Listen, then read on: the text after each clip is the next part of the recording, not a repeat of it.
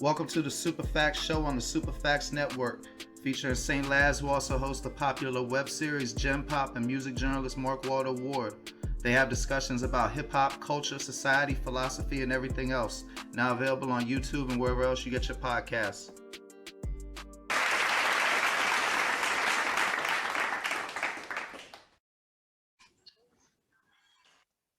Welcome to the Super Facts Show. Mark Ward, St. Laz. Before we start recording, if y'all watching this, Laz driving. He said, "Bumper bully" on his car. What's a bumper bully? A bumper bully is a joint. It's like a piece. It's like a rubber mat. I don't even supposed to be coming out this exit right here for it. But it's like, yo, it's like a rubber mat that you put on the back of your shit so that when you park, dudes don't be chipping and hitting your bumper on the street. You know, it's a New York City thing because other cities don't really need it too much. Got you. But I got one of them shits on my car, so it blocks my sensor. So anytime I back up, the sensor just be beeping like crazy. I'm in Co-op City right now. It's like a little, not a project, but it's like a little housing development in the Bronx. Recently, they had a crazy power outage out here because they got like, it's like their own separate little city out here. It's like a section of the Bronx, so they got their own everything, like their own supermarkets and all of that crazy stuff. But an old lady died because the power went out. She was trying to get down the stairs. They joints like 40, 50 stories high. She Damn. was trying to get down the stairs with an oxygen tank and shit. It was terrible. But Jesus. Damn. Co-op City R.I.P. is crazy, bro. Man, I don't even want to make me say the next thing, but I was about to say I know about Co-op City because I used to fuck with the Daredevil Jones in the 70s and 80s and Frank Miller shits, and lots of them would be in the Co-op City. I know you know about the classic comic books and shit. That's crazy. I never remembered him being in Co-op City. I probably ain't know what Co-op City was back when I was reading Daredevil. Well, remember he did that. He used to be doing that like volunteer legal defense work. He'd have mad clients in Co-op City as Matt Murdock. Damn, I gotta take that back to the. See, I'm gonna keep it real, man. They kind of fucked up the TV show, man. Yeah, but bruh, that one fight scene is still the I best can't say Marvel that. jump. You're right. You're Huh? right. They fucked it up. I can't say that because I didn't really watch the whole thing. I watched like 3 or 4 episodes.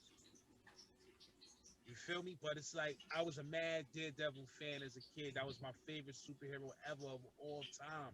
You heard? And it's like, Cause our age was the Frank Miller run, bro. Those are like some of the best comic books ever made. yeah, like I got some of them still. Yeah, I know. I've been seeing you sharing them pictures. Yeah. But yeah, Daredevil was my son. Like that was literally my favorite superhero growing up. Like I loved Daredevil, my brother. Like I'm talking about, I would read any Daredevil I could get my hand on. So when I seen them doing like the Marvel shit, like I wasn't feeling son costume. Like his costume always was fire. Right. You heard? It never looked like some clown shit. Right. So anytime I seen him making him look like a clown, or if the joint be looking too red and stupid, I just can't fuck with it because he never had a clown costume. Like a lot of superheroes, they look funny, Right. but Daredevil, that shit was drawn perfectly. Frank Miller, you heard? Hey, do Like do do do me a favor the though. red shit over his eyes.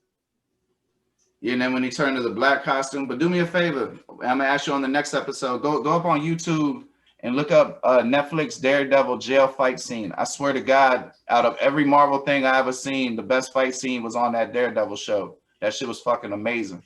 It was like one long take during a. I might just watch the whole series. But Jim, I'm telling you, just watch like if you don't watch the whole series, that fight scene is like one of the illest shits. It's better than the Captain America elevator shit.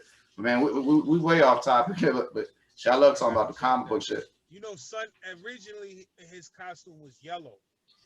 You're right. I forgot about that. Yup. Damn. Yeah, he was yellow originally. Man, that's a Even the strong yellow, pull. even the yellow didn't look that bad. Yeah. Yeah, you're The right. red, Shit. bananas. And then come on, dudes had it was it the series or was it the movie where they had the Kingpin as a black dude? That was the movie. Homeboy that died. Rest in I peace. can't I can't I'm not I don't care. I'm not doing that. Like you feel me? Well, I see, you like know, to it's funny. You stick to said the script. That's why I read them Daredevils, because you know Daredevil wasn't my favorite. My favorite was Punisher, but I like Kingpin so much. I automatically read Daredevil because I read anything Kingpin was in. You know what I'm Yeah, saying? well, you know that was they like team like Daredevil. That was the New York City squad: Daredevil, Punisher, and Spider Man. You The feel what I'm saying? Spectacular Spider-Man, that'd be like the New York Jones, right? Remember there was like four of them. One was for kids. One would be Yeah, like him so fucking with space shit. yeah, so you know they all was fighting Kingpin. I mean, because Son was running the city, so they all was fighting Son. But you know, Son that shit like yo Hey, if Daredevil you do watch Daredevil, the Kingpin dude is vicious. He the best part of the show. exactly, and he's mad OD ridiculous next level brolic. So I don't like when they be trying to have him looking like a regular human size. Like Yeah, that's not how he was. Like he wasn't a regular human size. Like yeah, you got a point. But shit, you know, the rap zone I was gonna ask you, you know, on the SD podcast I do, I'm gonna like look it up, but this is gonna be off the top of the head because, all right, point being, there's gonna be a versus between Raekwon and Ghostface, and I'm sure it's a friendly situation and all that. And without examining their catalog, I know I'm gonna have a different opinion than if I go, because there's mad shit you're gonna forget with both of them. You know what I mean? Like I forgot that Ghostface did the album where he's mostly singing. You know what I'm saying? I forgot about Mad at them. Like I forgot about that Raekwon Shaolin versus Wu-Tang jump, which was vicious. Or like when you was talking about the only bill for Cuban links. So like if you don't do the research off the top of your head, what's your thoughts? Like who do you think would win if it gets judged? What songs would you go to if you were them? Shit like that. I don't think that it could ever possibly be a winner between those two because they're so perfectly matched that if it was like a boxing match, it would just go the distance. You feel me? And it would probably be a draw. You understand? Or the fight would be so close that it would just be too hard to. It would be too hard to decide who was the winner. You feel what I'm saying? So I know they just doing that for promotion of the music and the Right. era and the shit. So I love it, but it's impossible to ever be a winner between Ray and Ghost because they both got an insane catalog of destroyers. Yeah. You understand? So it's like it's impossible. And then the dumb shit is they featured on each other's shit Right. most of the shit. Like you feel what I'm saying? So that shit ain't no real verses. It's just that's like when I was putting out Saint Laz versus Snipe like Life mixtape. They wasn't really a versus mixtape. It was just showcasing our music because we had most of the songs on the mixtape was me and Snipe Life. Right. And then you'd have like both of y'all strongest solo jumps, whatever y'all Yeah, was like pushing, and then some yeah, name features you have with other people. yeah, like 3 or 4 big joints without each other. But you know, the verses was just for promo. You feel me?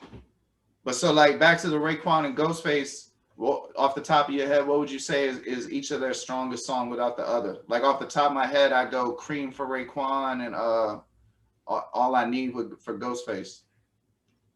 I mean, you know, I would go incarcerated star faces. Or Raekwon, I'm thinking incarcerated star faces. Don't Ghostface Ghost. rap on that? Nah, I don't think he rap on That's the jump with incarcerated Nas, star right? faces. Nah, that's verbal Oh intercourse. yeah. You right like shit. Yeah, I'm tripping. Yeah. Yeah, incarcerated scar faces is just Ray. And I think then on Ghost, I'm thinking motherless child. You feel what I'm saying? I'm thinking Ah motherless yeah. child. I'm thinking motherfucking you know, the greatest song that Ghostface ever made in his life was All That I Got Is You. It's nothing fucking with that. I'm gonna keep it a buckaroo. Ain't nothing fucking with that, my nigga. I mean that's what I meant to say when I said All I Need. I said Method Man John. I meant to say All I Got Is You. Yeah, I'm Yeah, tripping. yeah. That Plucking roaches ain't out the nothing cereal fucking with box. that. Ain't Yeah. nothing fucking with that. That's a ringer. That shouldn't even be allowed in the contest. Yeah. You heard? That shouldn't even be allowed in. That should be excluded from the contest. Well, But you've done a lot of work with various Wu-Tang people before, right? um I've done work with Wu-Tang affiliates like Yeah, I'm not trying to say like none of the Hellraiser, non-main. yeah, Hellraiser and Shabazz' disciple from Sons of Man. You heard they fire though. Like I mean, Shabazz' disciple and Hellraiser.